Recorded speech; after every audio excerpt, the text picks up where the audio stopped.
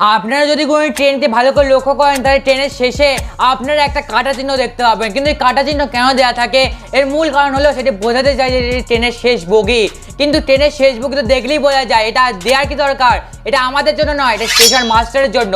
Station master সেই কাঁটা চিহ্ন থেকে কনফার্ম করে যে ট্রেনের শেষ বগি তার সঙ্গে সংযুক্ত আছে, এবং যদি সেই কাঁটা চিহ্ন না থাকে তাহলে স্টেশন মাস্টার বুঝে যায় যে ট্রেনের শেষ বগি তার সঙ্গে বিচ্ছিন্ন হয়েছে, এবং রেলওয়ে দপ্তরকে সঙ্গে সঙ্গে ইনফর্ম করে যাতে সেই লাইনে সমস্ত ট্রেন বন্ধ করে দেওয়া হয়।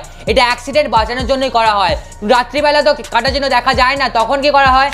তখন তার নিচেই একটি লাল বাতি থাকে, জ্বলতে নিমতে থাকে, সেটা দেখে স্টেশন মাস্টার কনফার্ম করে। এই জন্য ট্রেনের শেষে কাঁটা চিহ্ন দেওয়া থাকে। এর আগে আপনি জানতেন না কমেন্টে লিখতে ভুলবেন না। দেখা হচ্ছে পরের ভিডিও, ততক্ষণের জন্য শেয়ার, সাবস্ক্রাইব আর লাইক।